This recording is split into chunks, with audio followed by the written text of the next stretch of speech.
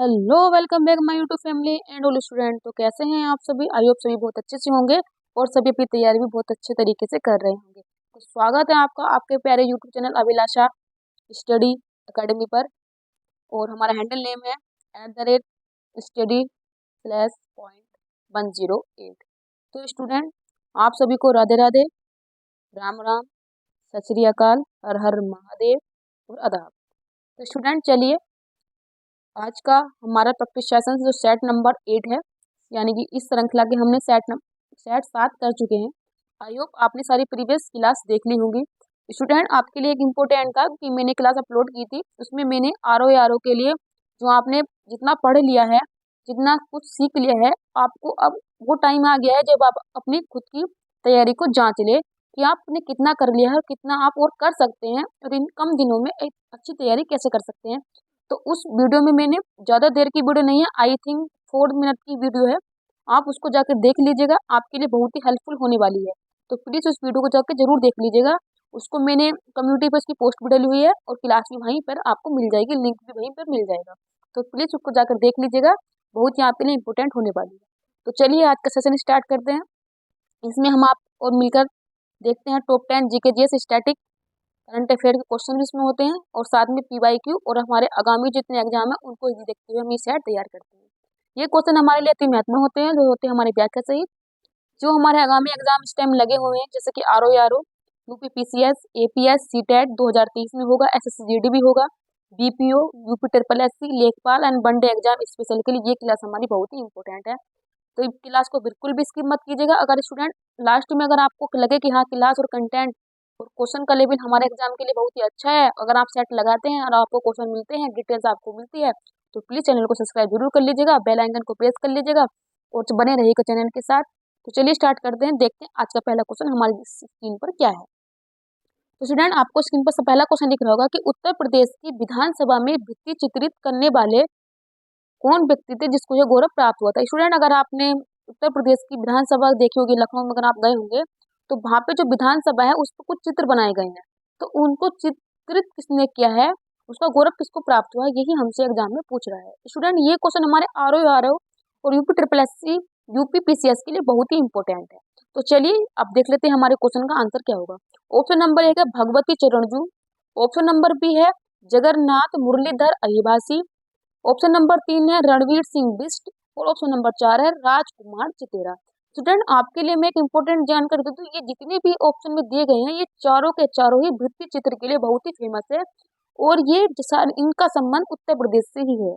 तो कभी आपसे पूछ ले कि किसका संबंध कहाँ से है और किस से नहीं है, क्योंकि आपको पता होगा हमको मिलान के लिए क्वेश्चन जरूर दे देता है और यूपी ट्रिपल एससी की ये टेंडेंसी है, वो एक क्वेश्चन में हमसे 4 4 क्वेश्चन मालूम करती है, तो वहां पे अगर इनमें से कोई आपको मिले तो इनका संबंध किससे होगा, भित्ति चित्र से होगा। चलिए अब अपने क्वेश्चन का आंसर देख लेते हैं। तो स्टूडेंट, हमारे क्वेश्चन का राइट आंसर हो जाएगा जगन्नाथ मुरलीधर अहिबासी। उत्तर प्रदेश की विधानसभा में जो भित्ति चित्र करने वाले थे उनका नाम था जगन्नाथ मुरलीधर अहिबासी। ये हमारे क्वेश्चन का राइट आंसर हो जाएगा। स्टूडेंट, आपको अगर पूछ लिया जाए जो विधानसभा होती है वो विधानसभा किससे मिलकर बनती है, विधानमंडल। तो विधानमंडल में क्या होता है, विधानमंडल में होती है विधानसभा, विधान परिषद और साथ में होते हैं राज्यपाल। अगर किसी स्टेट में अगर विधान परिषद नहीं है तो उसको वहां पे स्किप कर दिया जाएगा, तो विधानसभा और राज्यपाल मिलकर ही वहां की विधानमंडल का निर्माण करते हैं। तो चलिए स्टूडेंट, पढ़ते हैं नेक्स्ट क्वेश्चन की तरफ। ये क्वेश्चन आपके लिए अगर नया होगा तो प्लीज लाइक जरूर कीजिएगा, सब्सक्राइब भी जरूर कर लीजिएगा। अगला क्वेश्चन है कि चौधरी चरण सिंह का जन्म कहाँ हुआ था। स्टूडेंट, आपको पता होगा चौधरी चरण सिंह को किसान नेता के नाम से जाना जाता है, इनको किसान नेता के नाम से जाना जाता है और जहाँ पर चौधरी चरण सिंह की समाधि है उसको भी किसान घाट कहा गया है। तो आप ये भी याद रखेंगे कि चौधरी चरण सिंह की जो समाधि है उसको किस नाम से जाना जाता है, तो उसको किसान घाट के नाम से जाना जाता है। तो स्टूडेंट, आप ये भी याद रखेंगे। चलिए स्टूडेंट, और आपको ये भी पता होगा कि जो किसान दिवस 23 दिसंबर को बनाया जाता है तो वो किसकी स्मृति में बनाया जाता है, तो वो भी जो बनाया जाता है वो भी चौधरी चरण सिंह जी की स्मृति में ही बनाया जाता है। और कब बनाया जाता है, 23 दिसंबर को। तो आप ये भी डिटेल अपने कॉपी में नोट कर लेंगे। तो चलिए अब क्वेश्चन का आंसर लगा लेते हैं। ऑप्शन है हमारे पास मेरठ, प्रयागराज, वाराणसी, लखनऊ। तो स्टूडेंट, हमारे क्वेश्चन का राइट आंसर हो जाएगा मेरठ। चौधरी चरण सिंह का जन्म जो कहाँ हुआ था वो मेरठ में हुआ था। तो स्टूडेंट आपको पता होगा मेरठ को क्रांति नगरी भी कहते हैं, क्योंकि आपको पता होगा 1857 की जो क्रांति हुई थी उसका जो पहला बिगुल बजा था वो मेरठ से ही शुरू हुआ था, इसलिए इसको क्रांति नगरी भी बोलते हैं। आपको पता होगा कि मेरठ की जो क्रांति हुई थी तो यहाँ का नेतृत्व किसने किया था, तो उसका आंसर हो जाएगा कदम सिंह। तो स्टूडेंट यूपी ट्रिपल एस से ये भी क्वेश्चन पूछ लेता है, तो आप इसको भी याद रखेंगे कि मेरठ में हुई 1857 की क्रांति का नेतृत्व किसके द्वारा किया गया था, तो हमारा राइट आंसर हो जाएगा कदम सिंह। ये हमारे क्वेश्चन का राइट आंसर है। स्टूडेंट अगर आपको और जानकारी लेनी है तो आपको पता होगा जो मनु भाकर है, मनु भाकर जो मतलब निशानेबाजी से है, उनका संबंध भी कहाँ से है, मेरठ से होगा। और भारतीय क्रिकेटर में जो भुवनेश्वर कुमार है उनका संबंध भी कहाँ से है, उनका संबंध भी मेरठ से ही हो जाएगा। तो स्टूडेंट ये भी आप याद रखेंगे। तो चलिए स्टूडेंट और जानकारी अगर आपको दे दे तो मेरठ को खेल की नगरी भी बोला जाता है, क्योंकि आपको पता होगा मेरठ में जो खेल के सामान बनते हैं वो कहाँ बनते हैं, मेरठ में बनते हैं। तो स्टूडेंट ये जानकारी आपके लिए इम्पोर्टेंट थी। चलिए बढ़ते हैं आगे। अब देखते हैं प्रयागराज। प्रयागराज को क्या बोला जाता है, प्रयागराज को संगम की नगरी बोला जाता है, क्योंकि आपको पता होगा कि 2025 में महाकुंभ का आयोजन होने जा रहा है। तो 2025 का जो महाकुंभ लगेगा वो कहाँ लगेगा, प्रयागराज में, और कहाँ लगेगा, त्रिवेणी संगम में। तो आप ये भी याद रखिएगा 2025 का जो महाकुंभ लगने जा रहा है वो कहाँ लगेगा, उत्तर प्रदेश के प्रयागराज में ही लगने वाला है। चलिए स्टूडेंट अगला ऑप्शन देखते हैं। अगला ऑप्शन है हमारे पास बनारसी। बनारसी को बोलते हैं घाटों की नगरी, इसको घाटों की नगरी भी बोला जाता है। और आपको पता होगा इसको मंदिरों का शहर भी बोला जाता है। और वाराणसी को प्राचीन शहर की भी उपमा दी गई है, क्योंकि इसको प्राचीन शहर में काशी बोला जाता था, और इसका उल्लेख हमको ऋग्वेद में भी मिलता है। स्टूडेंट आपको पता होगा अभी हमारे प्रधानमंत्री नरेंद्र मोदी ने यहाँ पर स्वर वेद जो मेडिटेशन के लिए एक बहुत बड़ी इमारत का शुभारंभ किया है, तो उसको स्वर वेद भी बोला जाता है, स्वर वेद भी बोला जाएगा। तो स्टूडेंट ये याद रखिएगा। और आपको बता दे कि ये 7 मंजिला बना हुआ है और इसमें 20,000 लोग एक साथ बैठ करके मेडिटेशन कर सकते हैं। और इसके साथ एक बड़ी उपलब्धि ये है कि ये विश्व का सबसे बड़ा मेडिटेशन हॉल बना है, तो आप इसको भी याद रखेंगे। अगला आ जाता है लखनऊ। लखनऊ को बोलते हैं नवाबों का शहर, नवाबों का शहर इसको बोला जाता है। और आपको पता होगा लखनऊ में रूमी दरवाजा भी फेमस है, और बड़ा इमाम बाड़ा, छोटा इमाम बाड़ा हमारे कहाँ है, वो हमारे लखनऊ में है। और लखनऊ क्या है, उत्तर प्रदेश की राजधानी है। तो स्टूडेंट ये सब जानकारी आपके लिए बहुत इंपॉर्टेंट थी, आपने नोट डाउन भी कर लिया होगा और आपने समझ भी लिया होगा। चलिए बढ़ते हैं नेक्स्ट क्वेश्चन की तरफ। नेक्स्ट क्वेश्चन नंबर हमारा 3 हमारी स्क्रीन पर इस प्रकार है। ये क्वेश्चन हमारे टेक्नोलॉजी से है और ये हमारे लिए बहुत इंपॉर्टेंट था, क्योंकि भारत की पहली सेमी हाई स्पीड क्षेत्रीय सेवा जिसका नाम रैपिडेक्स है का नाम रखा गया है। यानी कि भारत की जो पहली सेमी हाई स्पीड क्षेत्रीय सेवा शुरू गई है रैपिडेक्स, उस ट्रेन का नाम क्या है। तो चलिए स्टूडेंट पहले ऑप्शन पढ़ लेते हैं। ऑप्शन है वंदे भारत, नमो भारत, जय भारत, ओम भारत। तो स्टूडेंट हमारे क्वेश्चन का राइट आंसर हो जाएगा नमो भारत, इस ट्रेन का नाम रखा गया है। और ये सबसे पहले शुरू हुई है गाजियाबाद से दिल्ली के लिए इसको शुरू किया गया था, यानी कि इसकी टेस्टिंग की गई थी। स्टूडेंट आप देख रहे होंगे वंदे भारत, वंदे भारत जो ट्रेन का नाम है ये T18 ट्रेन का ही नाम था। T18 ट्रेन जो है ये चेन्नई शिपयार्ड के थ्रू बनाई गई है। और इसको आपको पता होगा ये जो वंदे भारत ट्रेन है ये पहली स्वदेशी ट्रेन है, यानी इनका निर्माण पूर्णतः भारत में हो रहा है। हमने किसी भी देश से कोई भी सहायता नहीं ली है, चाहे वो टेक्नोलॉजी को लेकर हो, चाहे वो किसी सामान के आयात निर्यात को लेकर हो। ये पूर्णतः हमारे भारत में बनने वाली स्वदेशी ट्रेन है। तो चलिए स्टूडेंट ये क्वेश्चन आपके लिए क्लियर हो गया, आपको क्वेश्चन का आंसर भी मिल होगा, डिटेल में आपको पसंद आई होगी। बढ़ते हैं हम अपने नेक्स्ट क्वेश्चन, क्वेश्चन नंबर 4 की तरफ। स्टूडेंट क्वेश्चन नंबर 4 है कि पश्चिम बंगाल के ब्रांड एम्बेसडर किसको चुना गया है। तो ऑप्शन है युवराज सिंह, शुभमन गिल, सौरभ गांगुली और जडेजा। तो स्टूडेंट हमारे क्वेश्चन का राइट आंसर हो जाएगा सौरभ गांगुली को पंजाब का ब्रांड एम्बेसडर भी कहा जाता है। और सौरभ गांगुली का अगर उपनाम देखे तो इनको बंगाल टाइगर भी बोला जाता है, बंगाल टाइगर भी बोला जाता है। स्टूडेंट आपको पता आ रहा होगा कि जो बंगाल टाइगर है उसका वो हमारे किसी लोगो में आता है। तो वो जो आपको पता होगा आरबीआई का जो लोगो होता है उसमें बंगाल टाइगर और जो पाम ऑयल होता है, पाम ऑयल, उसकी जो लोगो है उसमें उसको दर्शाया गया है। तो अगर आपसे पूछ ले कि बंगाल टाइगर को कहाँ पर दर्शाया गया है, तो जो आरबीआई का लोगो होता है उसमें बंगाल टाइगर को लगाया गया है और उसमें पाम ऑयल ट्री को भी दर्शाया गया है। ये हमारे क्वेश्चन का राइट आंसर हो जाएगा। स्टूडेंट आपको पता होगा पश्चिम बंगाल की जो सीएम है वर्तमान में वो कौन है, ममता बनर्जी है। और इनकी जो पार्टी थी तृणमूल कांग्रेस, उससे राष्ट्रीय पार्टी का दर्जा छीन लिया गया है। अब ये एक ही क्षेत्रीय पार्टी के दर्जे के रूप में रह गई है, तृणमूल कांग्रेस यानी टीएमसी इसको बोला जाता है शॉर्ट फॉर्म में। स्टूडेंट अगर आपको पता होगा शुभमन गिल को आईपीएल 2023 में इनको पर्पल कप कैप भी दिया गया था, पर्पल कप कैप भी दिया गया था, नहीं सॉरी, इनको ऑरेंज कप दिया गया था, ऑरेंज कैप दिया गया था और पर्पल जो कैप दिया गया था वो मोहम्मद शमी को दिया गया था। ये क्वेश्चन आप याद रखेंगे। आपको पता होगा ये 7,000 रन बनाने वाले पहले युवा और सबसे कम उम्र के खिलाड़ी भी कौन है, उनका नाम हो जाएगा शुभमन गिल। और आपको पता होगा ये आईपीएल में कौन सी टीम से खेले थे, तो ये खेले थे राजस्थान रॉयल की तरफ से। आपको पता होगा आईपीएल की जो 2008 की विजेता टीम थी, तो सबसे पहले जब 2018-8 में आईपीएल शुरू हुआ था तो उसकी विजेता टीम कौन थी, राजस्थान रॉयल्स थी। और तब इसके कैप्टन कौन थे, तो रिकी पोंटिंग इसके कैप्टन थे। तो ये जानकारी आपके लिए बहुत ही इंपॉर्टेंट थी। चलिए बढ़ते हैं नेक्स्ट। नेक्स्ट क्वेश्चन हमारी स्क्रीन पर इस प्रकार है स्टूडेंट। नेक्स्ट क्वेश्चन है 5वां कि अब्दुल फतेह अल सीसी किस देश के तीसरी बार राष्ट्रपति बने। तो ऑप्शन हो जाएगा ईरान, जिबूती, यमन, मिस्र। तो स्टूडेंट हमारे क्वेश्चन का राइट आंसर हो जाएगा मिस्र के अब्दुल फतेह अल सीसी तीसरी बार वहां के राष्ट्रपति बने हैं।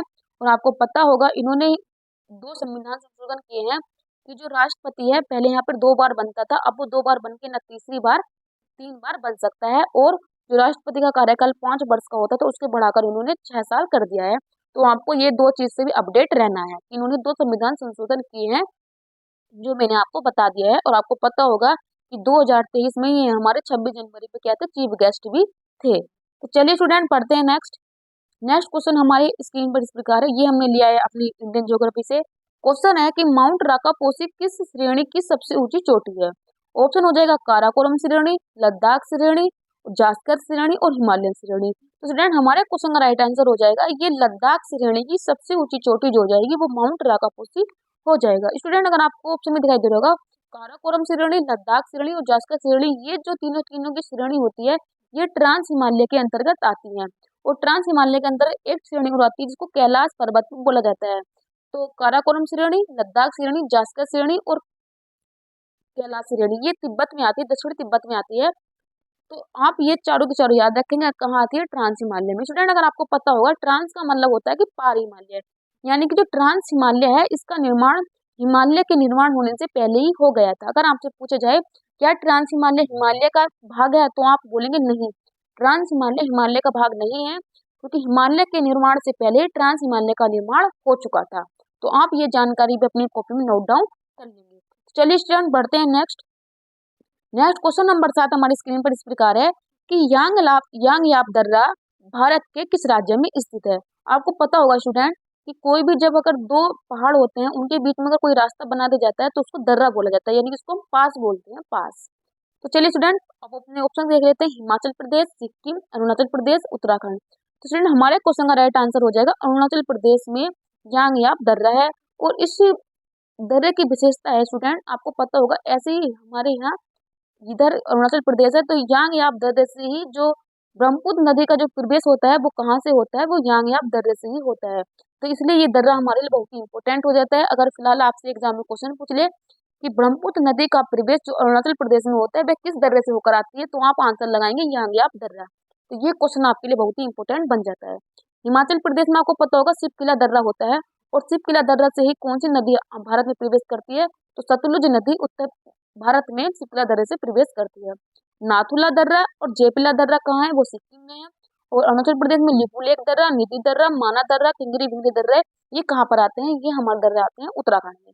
तो स्टूडेंट अगर आपको जानकारी और कंटेंट क्लास आपको अगर मजेदार अच्छी लग रही है तो प्लीज चैनल को सब्सक्राइब जरूर कर लीजिएगा और बने रहिएगा चैनल के साथ। तैयारी है आपके संकल्प हमारा। अब चलिए स्टूडेंट नेक्स्ट क्वेश्चन है हमारा, ये हमने उठाया स्टैटिक से। क्वेश्चन है कि विश्व कृषि एवं खाद्य संगठन की स्थापना कब हुई थी। तो ऑप्शन हो जाएगा 1946, 1948, 1950, 1952। स्टूडेंट हमारे क्वेश्चन का राइट आंसर हो जाएगा 1946 में विश्व कृषि एवं खाद्य संगठन की स्थापना की गई थी, यानी कि इसका हो जाएगा WAFO की स्थापना कब हुई थी, तो आप इसका आंसर लगाएंगे 1946 में इसकी स्थापना हुई थी। स्टूडेंट आप देख रहे हैं 1950 यानी कि 1 जनवरी 1950 को नीति आयोग की स्थापना की गई थी। और उस टाइम में भारत के प्रधानमंत्री कौन थे, तो उस टाइम भारत के प्रधानमंत्री थे जवाहरलाल नेहरू, जिनको चाचा नेहरू भी कहा जाता है। और 14 नवंबर को इनके ही उपलक्ष्य में, इनकी स्मृति में चिल्ड्रन डे भी बनाया जाता है। स्टूडेंट आप देख रहे होंगे 1952 को क्या हुआ था। तो 1952 को 6 अगस्त 1952 को राष्ट्रीय विकास परिषद की स्थापना की गई थी, क्योंकि आपको पता होगा कि योजना आयोग की जो पंचवर्षीय योजना का जो लास्ट में अनुमोदन करती थी, फाइनल डिसीजन लेती थी, वो कौन सी समिति लेती थी, तो राष्ट्रीय विकास परिषद के द्वारा ही फाइनल डिसीजन दिया जाता था। तो स्टूडेंट ये जानकारी आप नोटबुक में डाउन कर लेंगे। चलिए बढ़ते हैं नेक्स्ट। आज का हमारा सेकंड लास्ट क्वेश्चन हमारी स्क्रीन पर इस प्रकार है। क्वेश्चन है हमारे पास कि महात्मा गांधी सेतु स्थित है। ऑप्शन हो जाएगा बिहार, झारखंड, ओडिशा, छत्तीसगढ़। तो स्टूडेंट हमारे क्वेश्चन का राइट आंसर हो जाएगा, ये हो जाएगा हमारे बिहार का, और बिहार में ही महात्मा गांधी सेतु स्थित है और ये सबसे बड़ा सेतु है, ये भी आप याद रखेंगे। और झारखंड की राजधानी क्या है, रांची। और आप स्टूडेंट अगर आपको एक और जानकारी दे दी जाए तो केंद्रीय लाख अनुसंधान संस्थान कहाँ पर है, तो वो भी हो जाएगा रांची में, ये आप बिल्कुल याद रखेंगे। और बिरसा मुंडा बाबा का जो संबंध था, जिनको धरती पुत्र कहा जाता है, उन्होंने जो बिरसा मुंडा विद्रोह शुरू किया था, तो उसका संबंध भी कहाँ से है, रांची से है। आप झारखंड आंसर नहीं लगाएंगे, अगर आपने झारखंड आंसर लगा दिया तो आपका क्वेश्चन रॉन्ग हो जाएगा, इसका आंसर आप रांची ही लगाएंगे। स्टूडेंट ओडिशा, ओडिशा की राजधानी है भुवनेश्वर। आपको पता होगा यहाँ पे जगन्नाथ यात्रा, पुरी यात्रा, और ये जो यात्रा निकलती है बाली यात्रा, यात्रा यात्रा जो निकलती है, उसका संबंध भी कहाँ से है, ओडिशा से है। आपको पता होगा झारखंड की जो हमारे वर्तमान में प्रेसिडेंट है द्रौपदी मुर्मू जी, उनका संबंध भी कहाँ से है, वे झारखंड की पूर्व राज्यपाल भी रह चुकी हैं, लेकिन उनका संबंध कहाँ से है, वे ओडिशा के मयूरभंज जिले की रहने वाली हैं। ये भी याद रखेंगे। अगर आपसे पूछ लिया जाए कि वर्तमान प्राइम मिनिस्टर द्रौपदी मुर्मू जी किसकी पूर्व राज्यपाल रह सकी हैं, तो आप आंसर लगाएंगे झारखंड राज्य। चलिए स्टूडेंट ये जानकारी आपके लिए बहुत ही इंपॉर्टेंट थी। बढ़ते हैं नेक्स्ट। नेक्स्ट क्वेश्चन है हमारे स्क्रीन पर इस प्रकार है, ये भी क्वेश्चन हमने स्टैटिक से उठाया है। क्वेश्चन हो जाएगा कि झुकी हुई लाट के लिए प्रसिद्ध पीसा स्थित है, यानी कि जो झुकी हुई मीनार है, आपको पता होगा ये मीनार कुछ ऐसे बनी हुई है, थोड़ी गलत बन गया, ये मीनार कुछ अगर देखा जाए ऐसे करके बनी हुई है। तो ये पूछा जाता है कि झुकी हुई मीनार है लेकिन ये गिरती क्यों नहीं है, क्योंकि आपको पता होगा जो इसका ग्रेविटी है, यानी कि केंद्रीय बिंदु है, वो यहाँ पे होता है, इसी कारण से ये गिर नहीं पाती है। तो इसकी पीछे साइंस है, कोई और इस पे इफेक्ट नहीं डालता है। तो चलिए ऑप्शन लगा लेते हैं। ऑप्शन है ब्राजील, इटली, अमेरिका, कनाडा। तो स्टूडेंट हमारे क्वेश्चन का राइट आंसर हो जाएगा इटली। इटली में झुकी हुई लाट है जिसको क्या बोलते हैं, पीसा। तो आप ये अपने क्वेश्चन का राइट आंसर लगा लेंगे। तो स्टूडेंट कैसी लगी आपको जानकारी, कैसा लगा आपको कंटेंट, अगर आपको क्लास और कंटेंट पसंद आई है तो प्लीज चैनल को सब्सक्राइब कर लीजिएगा, बने रहिएगा चैनल के साथ, ऐसे ही अच्छी जानकारी, अच्छे अच्छे पॉइंट आप तक पहुंचाए जाएंगे जो आपकी परीक्षा के लिए बहुत ही इंपॉर्टेंट है। तो स्टूडेंट आपके लिए छोटा सा मैसेज होता है लास्ट में, thank you so much all student, subscribe my YouTube channel and support my YouTube channel Abhilasha study academy. और हमारा थंबनेल है @study/.108। तो आप इसको भी याद रखेंगे और आप ये क्लास को अगर आप अपने दोस्तों में भी शेयर करेंगे, बताएंगे भी, और इस क्लास को पूरा कीजिएगा, स्किप तो बिल्कुल मत करना। अगर आपके पास टाइमिंग की कमी है तो प्लीज इस वीडियो में शो करके देख लीजिएगा, क्योंकि बहुत अच्छे क्वेश्चन, बहुत अच्छा कंटेंट आप तक पहुंचाया जा रहा है। तो चलिए स्टूडेंट आज की क्लास को यहीं विराम देते हैं, मिलते हैं आपसे कल। उसके जब तक के लिए थैंक यू, धन्यवाद।